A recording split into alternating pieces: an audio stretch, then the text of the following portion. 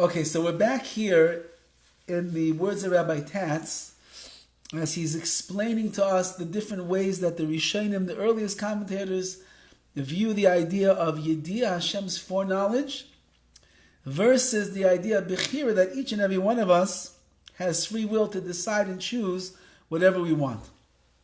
So the Rambam, if you'll recall from last time, he basically makes the following argument, and that is, there is Hashem's foreknowledge completely, and there is free will completely, and the human mind can simply not grasp exactly how that's going to work, but it's not a contradiction in the two things existing at the same time, because in the omniscient and omnipotent world of HaKadosh Baruch Hu, where everything does make sense, in His world there are no difficulties. It's only in the small human mind that cannot stretch to the boundaries of Hashem's thinking that sees it as a major paradox and is troubled by it. So Rabbi Tatz explains right now so that we should understand a little bit more. And he says like this. As we pointed out, the Rambam is not really answering the question. That's number one, because there's not an answer over here. The truth of the matter is, as we said, the question is really dissolving, meaning you think there's a contradiction between free will and Hashem's foreknowledge. The answer is there's no contradiction. And the reason there's no contradiction is because you can't understand.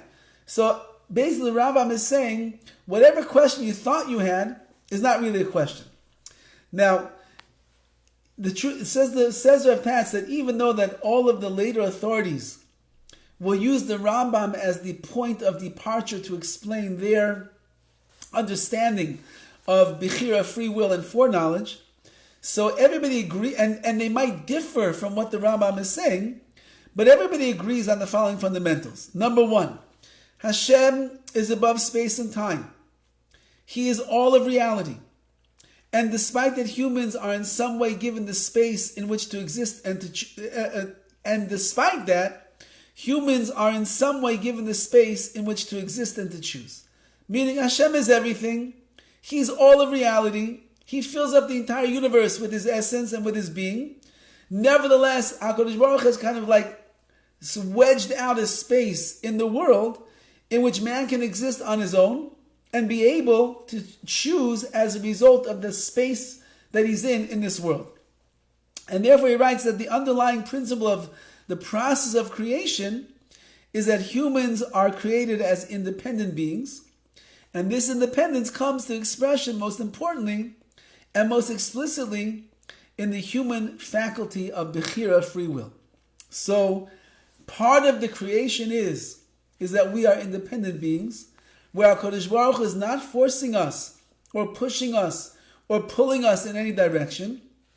And the way that we express our independence and the way that we express that we are human and what we can do in the greatest way is in how we use our BECHIRA, our free will, to express that. So he goes on and he explains like this, that this subject is fundamental, and yet it's very easily misunderstood. And if you err on the side of this delicate balance, it will have very serious consequences. And that's why many commentaries, as we're going to see, they speak in veiled terms. They're not very explicit. Or they openly state that more should be hidden than be revealed. Meaning that the concept of fusing together this great paradox of Hashem's Yediyah, His foreknowledge, and our free will, is so difficult for a person to understand, it's kind of better to let things be just silent. And he writes, as we're going to see momentarily in the Raavad, who is one of the main criticizers of the Rambam, the Raavad himself writes that silence would have been better in this situation. And the Rambam, in another one of his works, he writes over there that he would have preferred to remain silent on this matter, but of course, because so many people ask the question, and it's a source of consternation for many theological, philosophical minds, so the Rambam had to say what he had to say, kind of to quell the question and put people at ease. And therefore he just points out that according to the Rambam, these are the things that everybody agrees and accepts. Hashem knows in advance, we all have free will, and the nature of God's knowledge is incomprehensible to us. That's it. Hashem knows we have free will, but we cannot grasp the mind or the intellectual abilities of HaKadosh Baruch Hu, and therefore we'll never really understand how it works. But as the Rambam says, suffice to say, it does work, and therefore all you have to know is that you have free will every step of the way, that you take advantage of it. That's the Rambam. Now, like I said, one of his major opponents is someone by the name of the Raavad, Rabbi Avram ben Dovid, I believe was the name. He was a contemporary. They lived pretty much at the same time. The Rambam was 1138 to 1204, and the Raavad was 1125 to 1198. So they overlapped. They were in the same historical period. And when he saw the words of the Rambam, he was very bothered. And he writes over there that what kind of a pursuit of wisdom is this that the Rambam is coming to offer us? If you're going to ask a question from an intellectual point of view or a theological point of view, if you want to teach us something, then you should have an answer to that question. Meaning, I'm not going to present a thesis of wisdom to you, says the Raavad, if at the end of the day I can't answer the question. A guy writes a doctorate to go become a doctor, and he has no answer to the question that he starts off the paper with. Well, so you go back to school. You're not a doctor. You don't have an answer. The guy has a complicated case in law, and he goes back and forth, and he has no answer to how to solve the case. So we tell you, go back to law school. You're not a lawyer.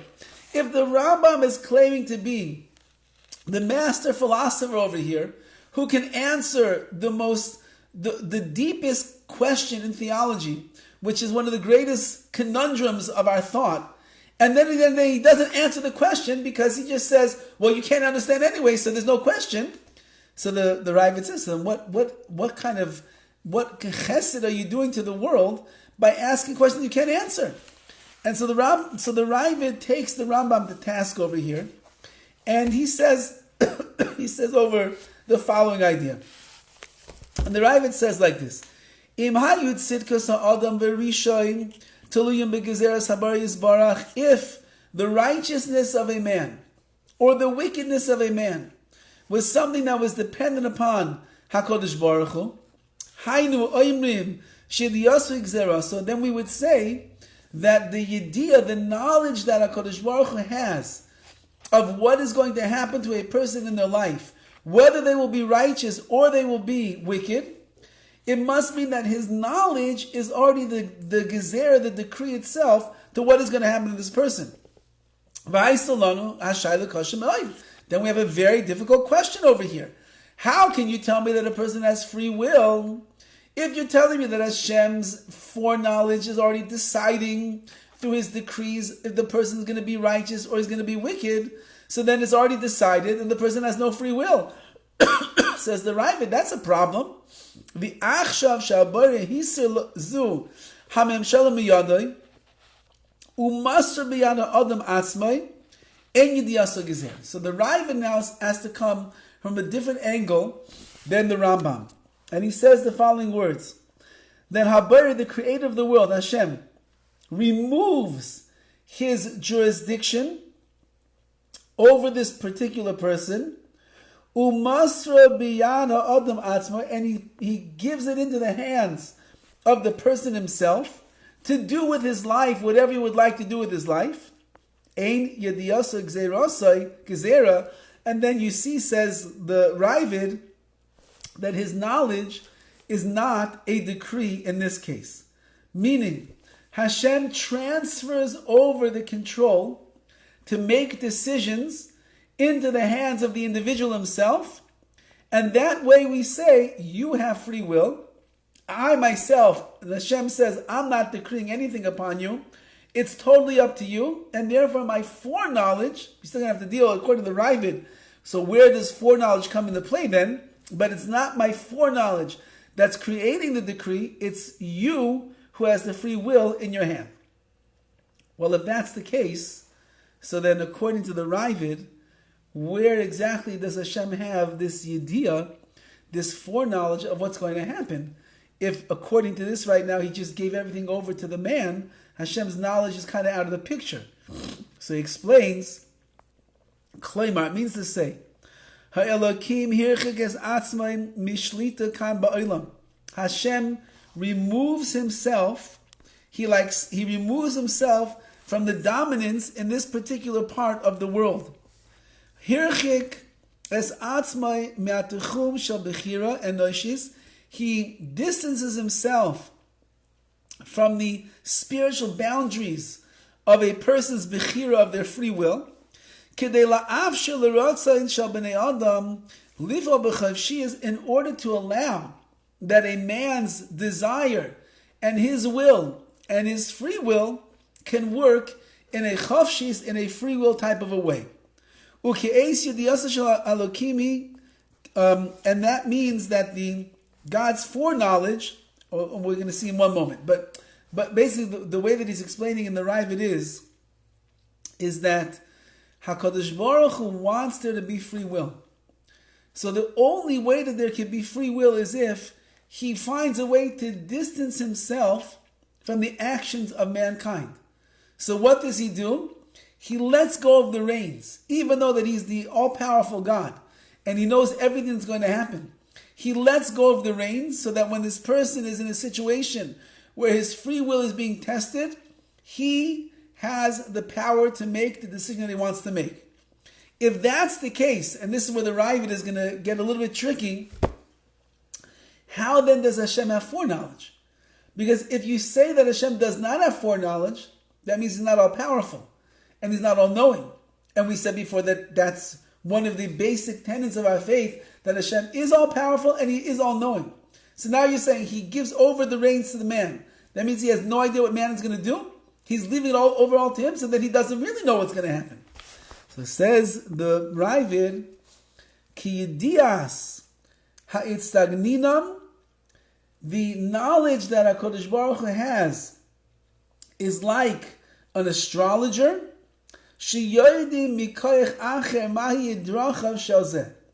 Just like an astrologer has some supernatural force, where he knows what's going to happen to this person before it's going to happen. He looks in his crystal ball, she looks in her crystal ball, she reads the lines that are on the hand, she has some incantation that she says, so therefore she's able to look and foresee what's going to be in the future. She has powers that are coming from someplace else.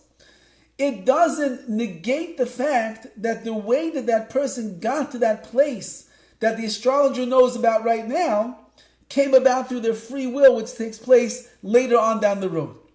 Says the Raavad, since that HaKadosh Baruch Hu removes himself from the free will process, the fact that he knows what's going to happen later on in this person's life is not because he's pushing him or deciding or decreeing that it's going to be like that, but rather he's no less than the astrologer who, through their own supernatural forces, is able to foresee the future, but that future is only going to happen based upon the actions of the person themselves, what they do right now, or in 5 minutes, or an hour, or in 2 minutes, or 5 years, but Hashem knows that already. So the Rambam, and this not everybody likes this, the Raavad answers over here that that HaKadosh Baruch Hu is like an astrologer. Basically what he's saying over here. Now let's just see the way that Rabbi Tatz is going to explain these very difficult words in the Raavad. And he says like this: when an astrologer sees forces in motion and he accurately predicts their outcome, it could be said that he knows the future, but he's in no way the cause. Whatever the astrologer is tapped into the creation, the spiritual aspects of this world, he knows what's going on. Somehow he knows what's going on. But when he predicts what's going to take place, he himself is not the cause of the future that is going to end up taking place. An experienced professional observing a course of events in his field of expertise may know the inevitability of its outcome, but his observation plays no part in it at all. A guy's a doctor, and he has seen this particular condition 1,000 times. And 99.9% of the times, this condition, if it's not treated the right way, it becomes fatal. So he knows that already.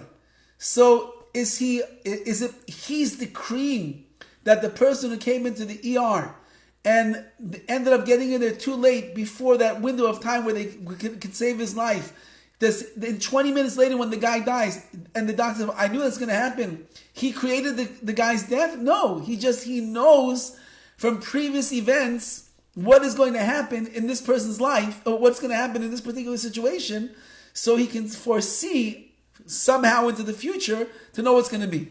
HaKadosh Baruch Hu made the world. He made mankind.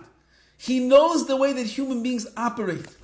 And therefore, it's not a chiddush, it's not a novel concept that HaKadosh Baruch Hu be able to peer into the future and know basically what's going to be in the life of a person based on their situations and so forth in life, and know what it is they're going to choose. And the famous example that they give very often is, if I give a child a choice between a lollipop and a carrot, so any healthy, normal child is going to pick the lollipop and not the carrot. So when I put them out in both my hands over here, lollipop or carrot, I know already beforehand the kid's going to pick the lollipop. So I'm a prophet? I forced the kid to choose the lollipop? No, it's just that the choices that were out there, it's pretty obvious what he's going to choose. So even before it happens, I'm pretty much well aware of what the choice is going to be.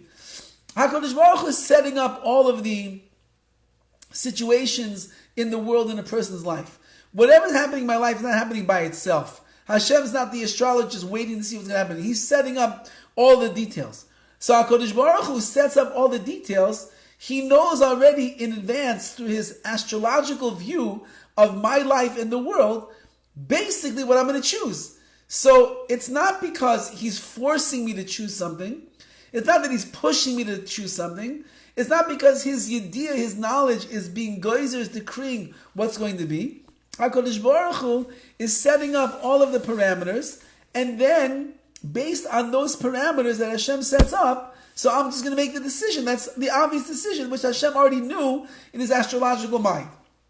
Says Rav Tatz, Hashem knows future human choices from the outside, so to speak, remaining separate from those choices. He knows what's going to be, but he's not a part of the choice itself.